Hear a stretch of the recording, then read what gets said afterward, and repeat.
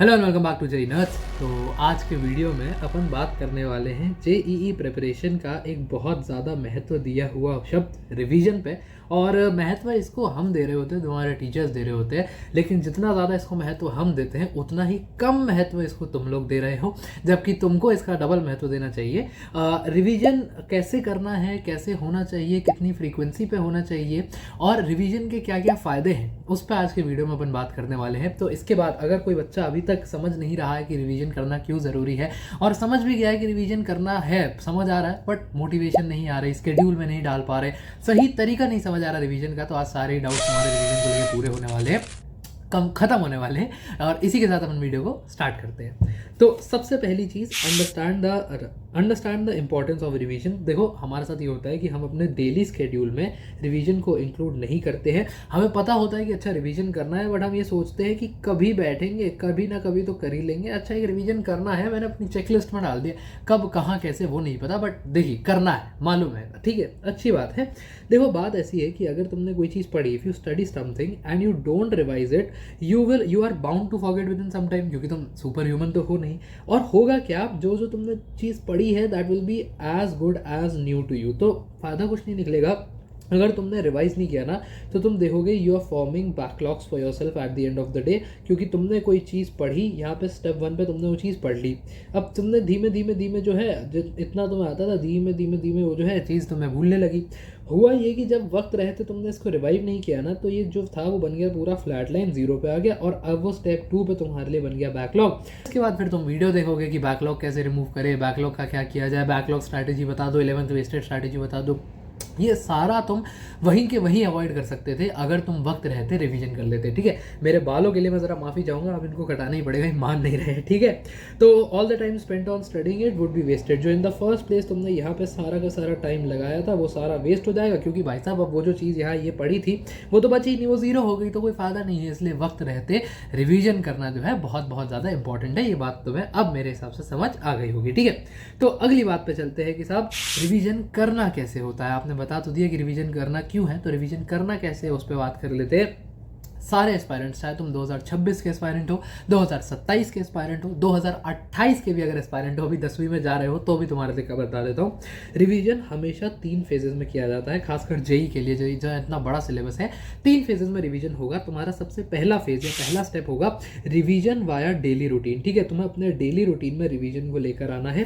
Take out 30 to 40 minutes from your daily schedule to revise everything that you studied on that particular day.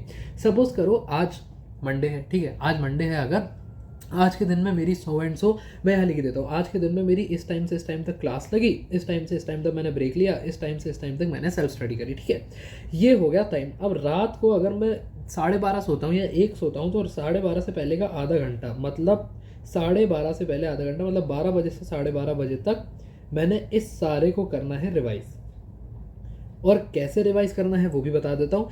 Suppose तुमने class में जो सारे पढ़े उसके notes बनाए होंगे, उसके नोट्स निकाल लिए। जो तुमने सारे टॉपिक्स पढ़े थे, टॉपिक्स का फटाफट गो थ्रू मार ले कि अच्छा ये चीज़ थी, मैंने पहले ये पढ़ा, फिर ये पढ़ा, फिर ये पढ़ा, फिर ये पढ़ा, ठीक है। उसके बाद तुमने सेल्फ स्टडी करी, सेल्फ स्टडी में फटाफट जो भी नोट्स थे या जो भी शॉर्ट नोट्स थे या जो भी चीज़ें थी, फटाफट उनको रिवाइज कर लिया, ठीक है। तो ऐसे तुमने दिन का आधा घंटा निकाल के अगर ये पढ़ाई कर ली, तो तुम देखोगे कि जितनी भी तुमने दिन में चीज़ें पढ़ी, तुम उनके साथ इन ट्यून रहोगे, और अगला जो आने वाला दिन है उसके लिए तुम एकदम प्रिपेयर्ड रहोगे, क्योंकि जो पिछला पढ़ोगे वही तो आगे दिन कंटिन्यू करोगे ना। तो इसका एक फ़ायदा रहता है, ठीक है। अब यहाँ जो मैंने बताया कि साहब ये जो नोट्स है जो तुम्हें रिवाइज करने हैं और ये जो नोट्स तुम्हें पढ़ने हैं, यहाँ पे ये रिवीजन ऐसे नोट्स के साथ बन जाता है थोड़ा सा टीडियस, जिसको एलिमिनेट करने का बहुत अच्छा काम कर दिया है मेरे फेवरेट रिसोर्स ने, बहुत बार बता चुका हूँ मैं, अब तो तुम्हें ले ही लेने चाहिए मेरे हिसाब से, रैंचो रिवीजन के read revise repeat flash cards. इन फ्लैश कार्ड्स के बारे में कुछ बातें, जैसे मैंने यहाँ पे बताया कि अब 12 साढ़े 12 बजे तुम्हें बैठना, और पूरे दिन में तुमने जो भी 10-11 घंटे पढ़ाई करी है, जो भी टॉपिक्स तुमने पढ़े,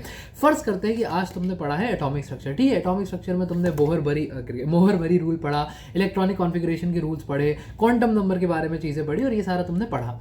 अब टेक्निकली देखा जाए तो ये कंटेंट है तुम्हारे 10-12 पेज का, तुम अपने लॉन्ग नोट्स 10-12 पेज के बनाओगे, फिर उसको पढ़ने के लिए आधा घंटा तो सिर्फ तुम्हारे एक क्लास में, एक केमिस्ट्री क्लास में ही खराब हो गया, एक केमिस्ट्री क्लास में ही खराब हो गया।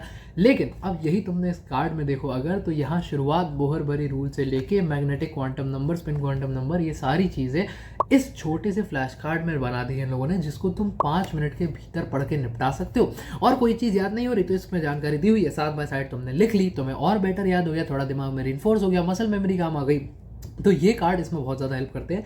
दूसरा, जब तुम इनको पढ़ते हो ना, जैसे अभी 12 से 12:30 भैया आपने टाइम तो बता दिया पढ़ने का, लेकिन पढ़ने का मन ही नहीं कर रहा, रिवाइज करने का टाइम बता दिया, रिवीजन करने का मन ही नहीं कर रहा, तो ऐसे में ये कार्ड बहुत हेल्पफुल होते हैं, क्योंकि छोटे से कार्ड है, कलरफुल है, तो इनको पढ़ना, इनसे रिवाइज करना टीडियस नहीं लगता, सर पे लोड नहीं आता कि अबे यार अभी बैठ के रिवाइज करना है पूरा, तो उसमें बहुत ज़्यादा फायदा करते हैं। तो इसलिए एक्टिव लर्निंग को इंड्यूस करते हैं, साथ साथ तुम्हारा जो टाइम सेव करना और एफिशिएंटली पढ़ाना। अच्छा, ऐसा भी नहीं कि इतने छोटे छोटे कार्ड हो तो इसमें सिलेबस ना हो या कुछ चीज़ मिसिंग हो, इसमें तुम्हारे ग्राफ्स, तुम्हारे इक्वेशंस, साथ में तुम्हारे सारे थ्योरी के रेलेवेंट पॉइंट्स, सारी चीजें, और तुम्हारा 95% पूरा जेई का सिलेबस इन कार्ड्स में कवर हो जाता है। लिंक डिस्क्रिप्शन में, एक बार इनको चेकआउट कर सकते हो। ठीक है, ये हो गया तुम्हारा डेली रूटीन हो गया। अब आ जाते हैं अपन वीकली रूटीन पे। अभी भाई साहब अपन ने एक माइक्रो व्यू लिया कि एक दिन का पढ़ने के बाद उस पर बात करी।